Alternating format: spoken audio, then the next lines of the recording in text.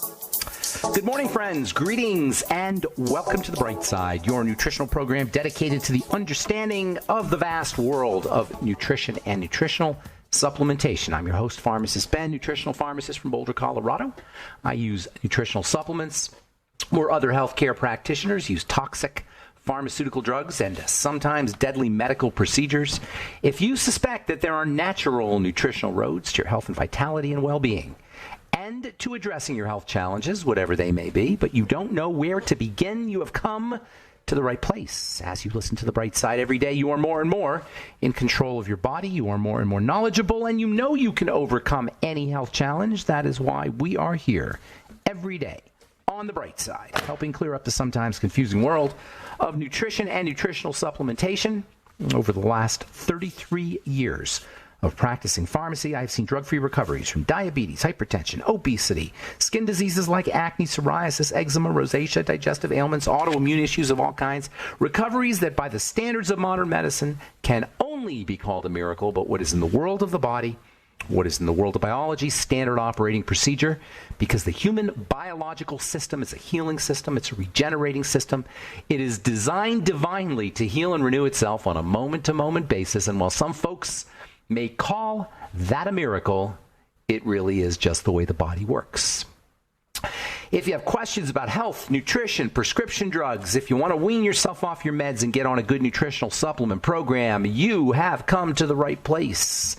We welcome your phone calls on The Bright Side at 844-236-6010, and we want to hear from you. If you have questions about any health challenge you or a loved one is dealing with, or questions about ingredients, formulations, a success story you'd like to share, or if you just want to contribute to the conversation, 844-236-6010 is our number on The Bright Side. If you want to purchase longevity products, go to brightsideben.com, pharmacistben.com, or criticalhealthnews.com, or call 866-735-2470 for more information. If you want to purchase Truth Skin Health products, go to truthtreatments.com, truthtreatments.com. Got a special, by the way, on our Truth Treatment supplements, 10% off. 10% off of our supplements. Let's see what's here. 10% off plus free shipping on all our supplements. Go to truthtreatments.com and check them out. Blemish Repair Complex, our fulvic mineral supplement, and then our collagen recovery complex, which is, by the way, great for skin, hair, and nails, as it turns out, in addition to being very important for helping build connective tissue. All right, welcome back to The Bright Side. This is your program where we clear up the baloney that's out there. I read something this morning, by the way. I'll talk a little bit about this later on in the program. Game changer. Cancer could be cured in the next 10 years, scientists reveal. Of course, the second part is thanks to new drugs. Are you kidding me? Are you kidding me? You're going to think, does anybody actually believe that you could have a drug that is going to cure cancer? The idea that you can cure cancer with anything, really, is a complete misunderstanding of what cancer is.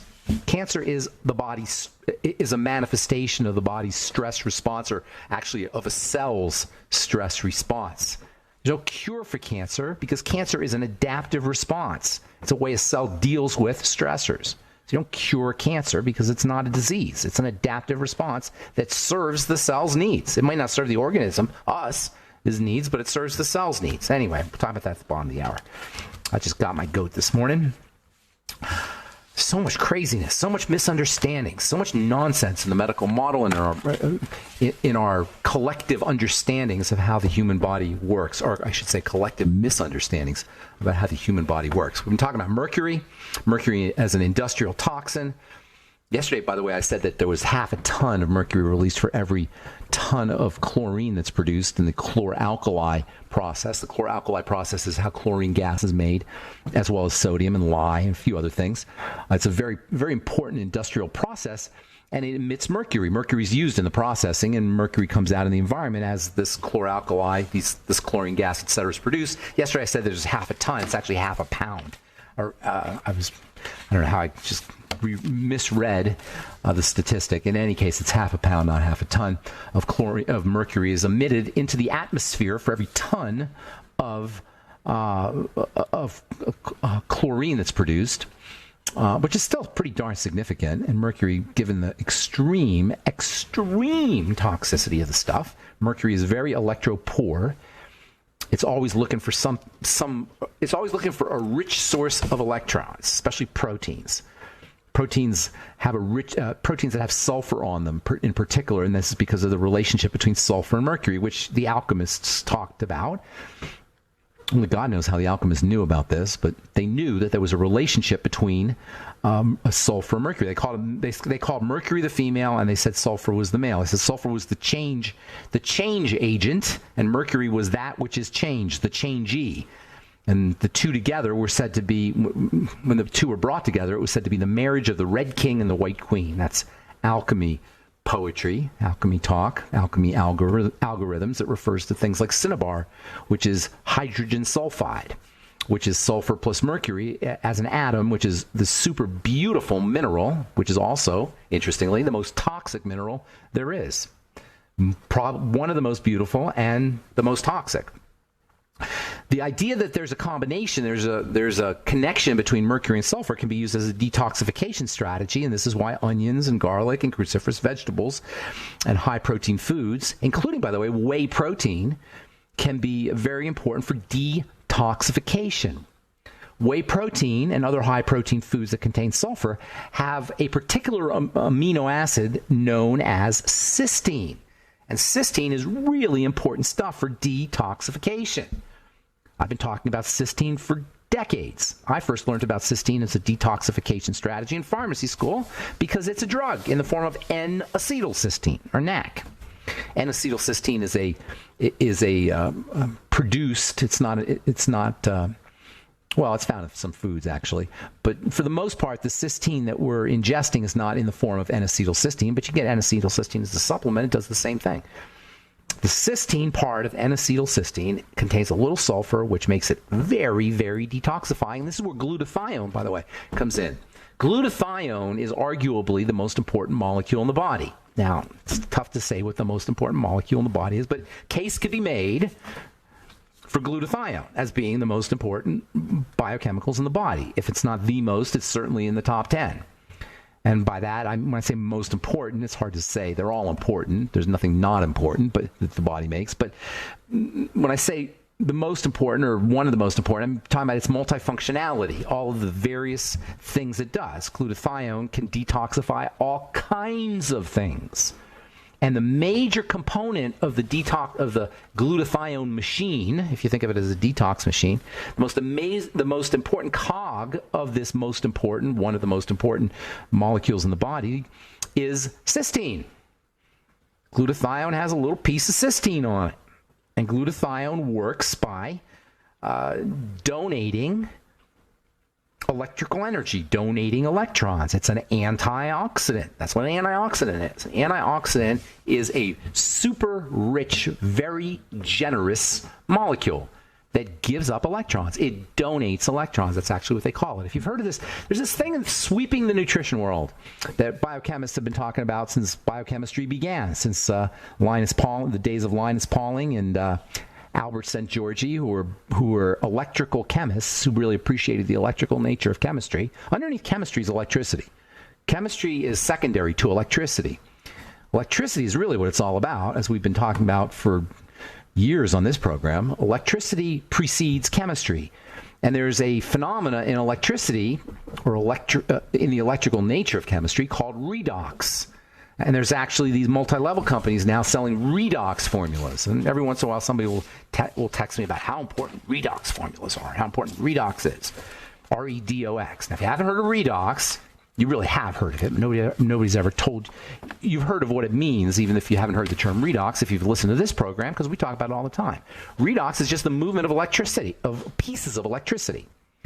Redox is the movement of pieces of electricity, and life is redox. Health is redox. Everything that is dynamic, that's living, is dynamic because of redox.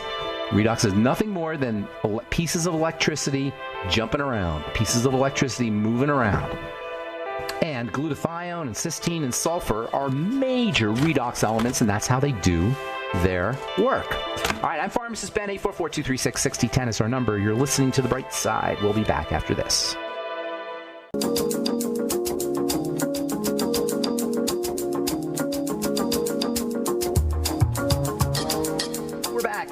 Bright Side. I am Pharmacist Ben. Thanks for listening. We're on the air Monday through Friday, 8 to 9 Pacific, 10 to 11 Central Time, and 24/7 on our archive page at brightsideben.com. You can purchase longevity products at brightsideben.com. You can also sign up to join the Brightside Ben team by clicking on the Join the Team link at brightsideben.com, pharmacistben.com, criticalhealthnews.com, or by calling 866-735-2470.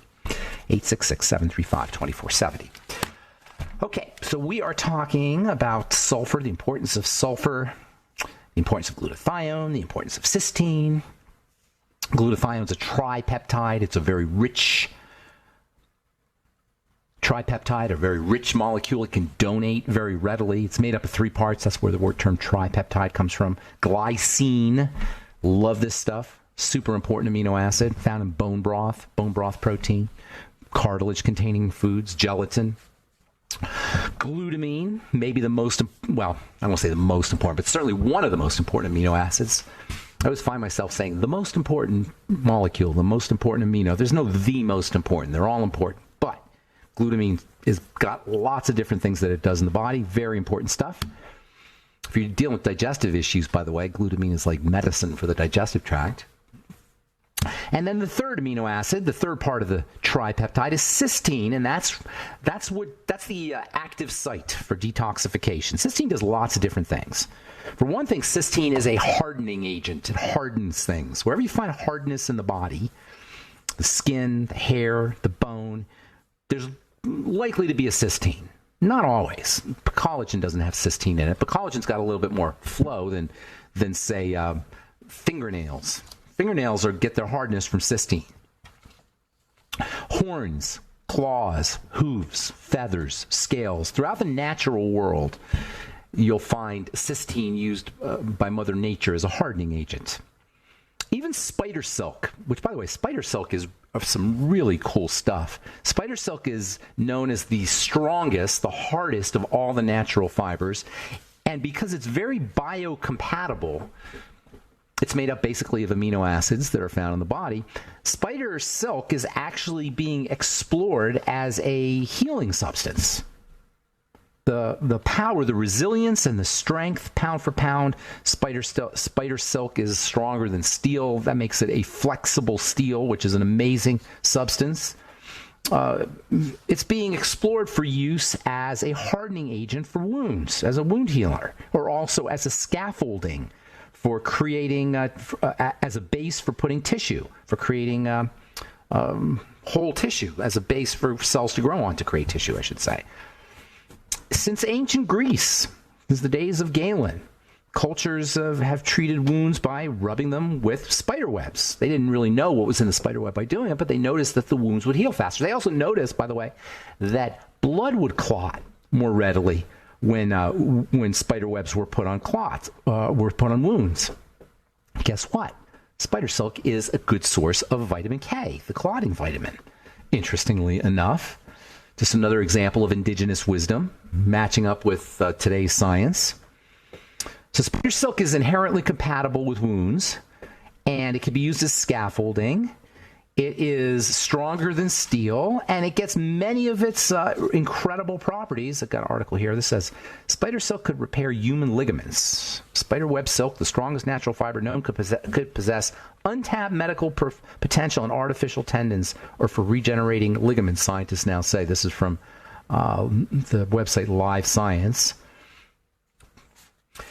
So what is it in spider silk well, one of the things anyway that's in spider silk or spider webs that makes it such an important and functional medicine is the amino acid cysteine. Same stuff that's in hooves and fingernails and hair. The healing powers of cysteine. The hardening and the healing and the biocompatible effects of cysteine are, of course, in large part due to the little element sulfur, which is used by the body as a donor. It's an electron donor. It's like an electrical glue. It locks things up. Cysteine has a piece of sulfur in it, and that's the active piece. So cysteine is one of the active sites of glutathione, and sulfur is one of the active sites of cysteine, and this is where the stickiness comes from. Cysteine has a sticky quality. It sticks to things. It doesn't let them go. It sticks to Tylenol. It sticks to prescription drugs. It sticks to mercury. It sticks to heavy metals in general. The cysteine. Cysteine is amazingly functional as a detoxifying substance. One of nature's best sources of cysteine, by the way, is whey protein. And whey protein has wonderful detoxification properties, and also eggs. Eggs and whey protein are two of nature's richest sources of the amino acid cysteine, and this makes eggs, as if eggs didn't have enough benefits, eggs being the perfect food, regardless of what the latest medical meme is about how you should stay away from eggs. Eggs are the perfect food. There's no mistaking it. On top of everything else that it's in an egg, now you got the cysteine, which makes it a great detoxifier for mercury and other toxins. Whey protein's the same thing. Whey's not the perfect food. Eggs are the perfect food. Whey is not the perfect food. Whey is a kind of processed food. Eggs are ridiculously important.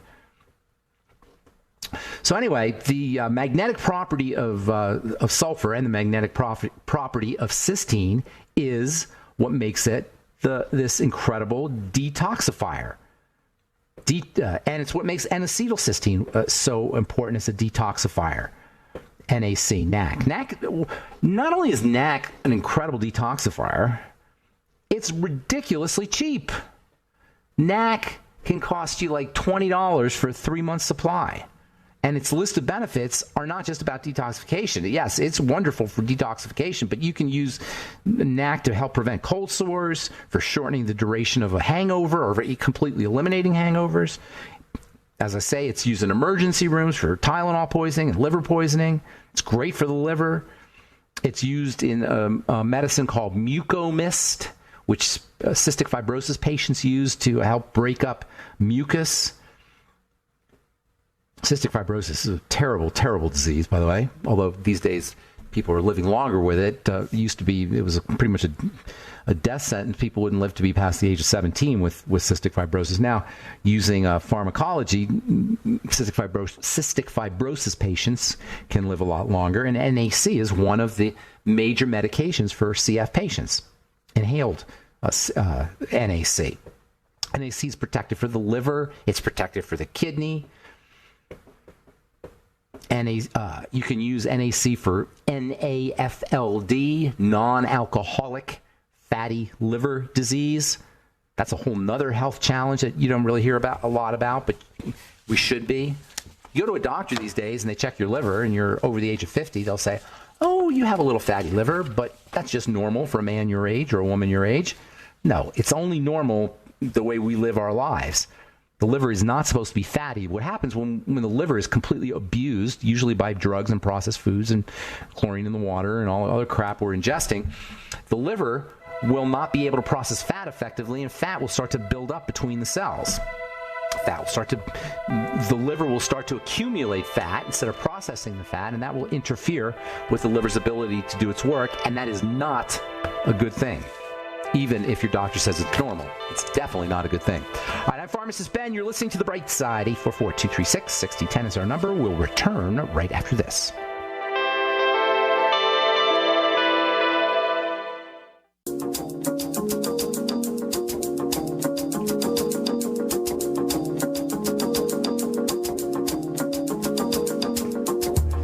Okay, we're back on The Bright Side. Pharmacist Ben here. Got lines open, 844-236-6010. We'll get your calls in just a moment. 844-236-6010 is our number. From the journal Nature's Molecular Psychiatry, growing evidence that microbes in the gut can play an important role in regulating brain functions, particularly emotional processing and behavior.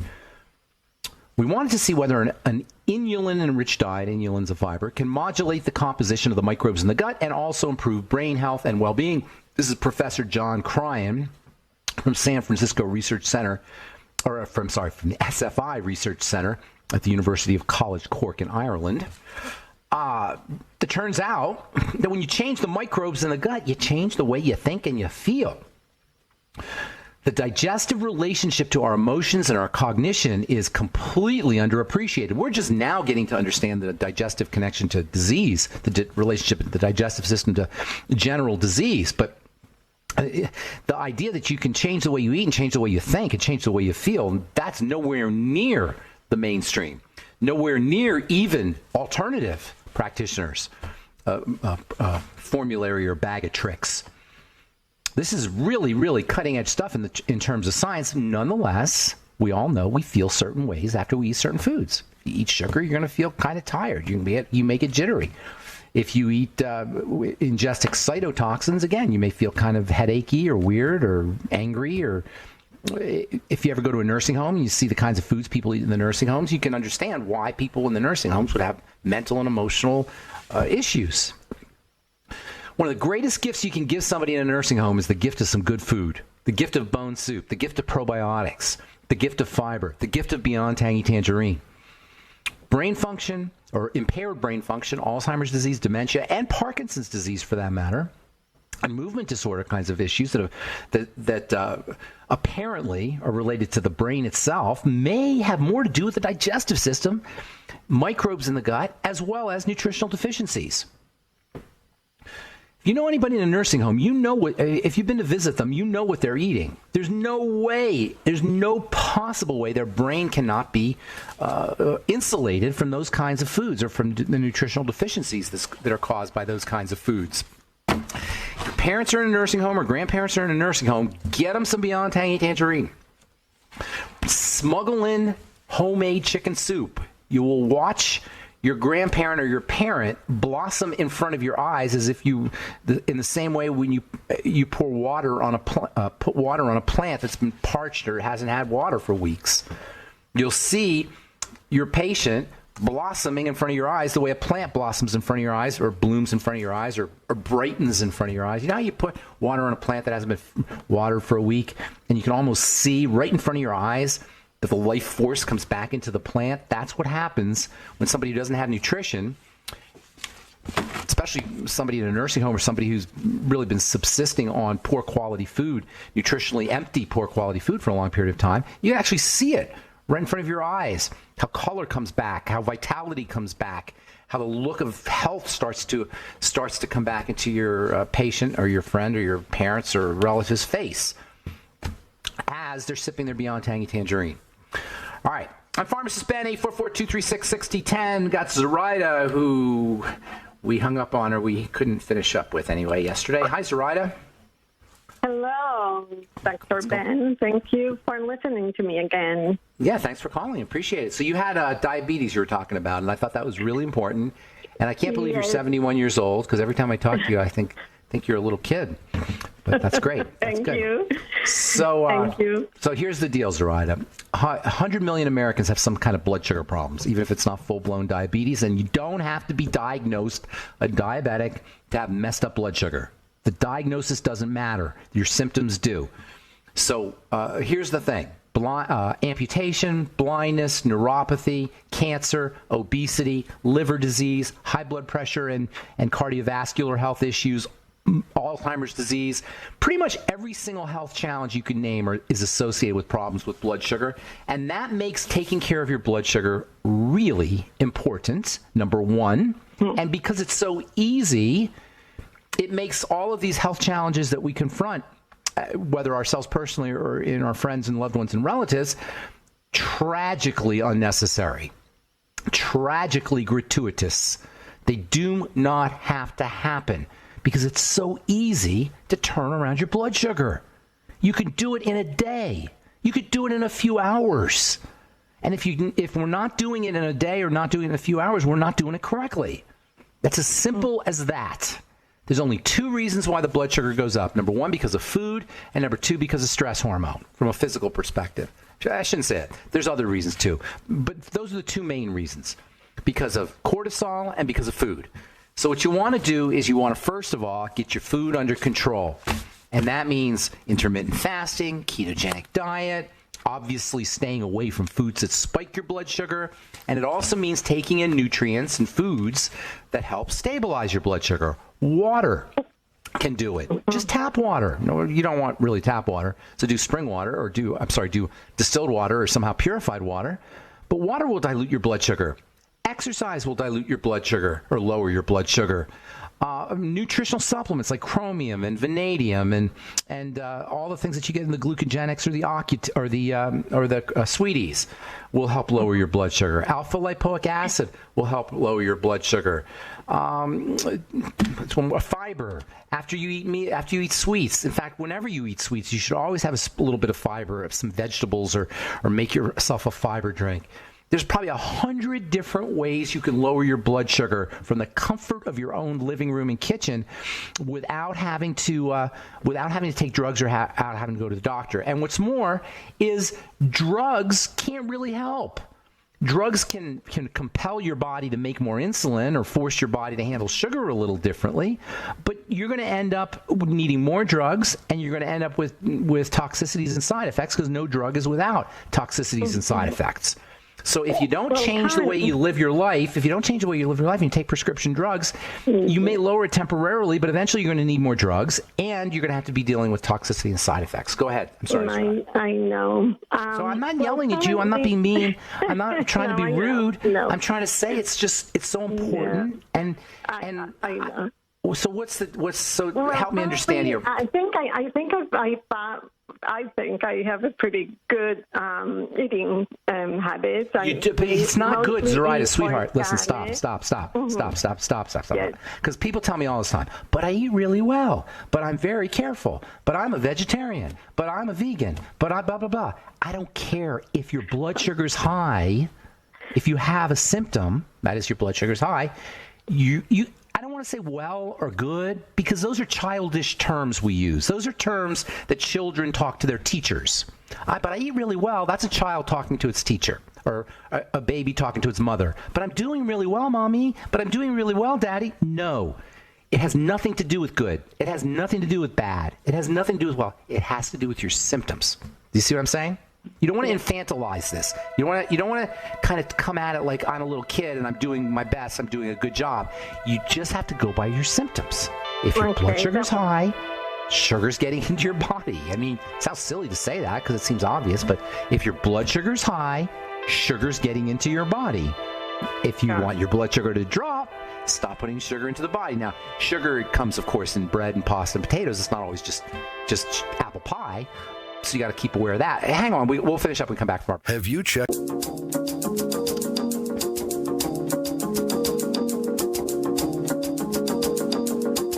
Okay, we're back on the bright side. I'm Pharmacist Ben. We're talking to Zoraida in Florida. And Zoraida, my dear? Yes. So I'm not going to beat you up here anymore. I have a couple of questions. I'm currently taking metformin and Anglisa for my diabetes. Okay. And my A1C, my last A1C was 7.1. I'm having a hard time hearing you. You're cutting out. You said your A1C was 4.5? No, 7.1. Oh, 7.1. Yes. Okay. So I don't, we don't really, that's a little high if you want to go by the metrics. Right. But more importantly, what I want to know, my dear, is how's your blood pressure? How's your kidneys? How's your weight? My weight is normal. Yeah. I'm not overweight. Body fat around the middle. Body no. fat. Belly. No. Belly. No belly. No. Good for you. No belly. Okay, good. What else? How's the blood pressure? Yeah. And my blood pressure started going high a couple of months ago. Okay. And I have taken precautions, and now it's much lower. What kind of precautions are you taking? Well, I'm taking BTT. I'm taking CBD oil. I am doing yoga every day.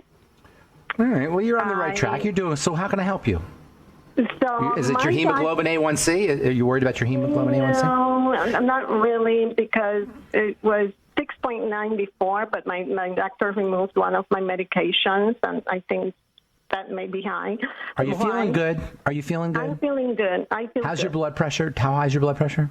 My blood pressure has come down a lot. I take it every day. 140, 150 kind of thing? Well, that's when this morning it was 119. Oh, what's right? You're doing awesome. You're doing great. Because the highest has been 146 in the past. You're doing great. You're doing great. You got a lot of energy. You wake up in the morning feeling good. Can you touch your toes and do all that kind of stuff? Move your body around. It doesn't hurt to move. That. Yes. You're doing great. Flexible. I think you're doing great just by talking. I mean, you sound so good on the phone. I think you're doing great. I wouldn't worry about a lot of stuff. You can you're lean. You can move around. You're not in pain. Do you sleep good? Yes. So what are you complaining about here, girl? Occasionally, I don't. I'm not complaining. I really feel good, except for so my what's the problem? How can I help you? You should be helping. You could help other people. You should be helping me. Thank you. I wanted to ask you about the medication specifically. My doctor prescribed lisinopril. Why? 10 milligrams. For your blood pressure? For my blood pressure, because she wants me to keep it under 140. So I negotiated with her because I didn't want to. There's no negotiating. What is she? Here's the thing, my dear. I'm not going to. But I haven't taken it. Well, hang on. Listen to here. Let me tell you something here. I can't say that this is a knucklehead doctor because I don't know her. She went to medical school, so she can kind of read, and she's reasonably intelligent. Why would anybody put you on a drug when you don't? There's no real need for a drug.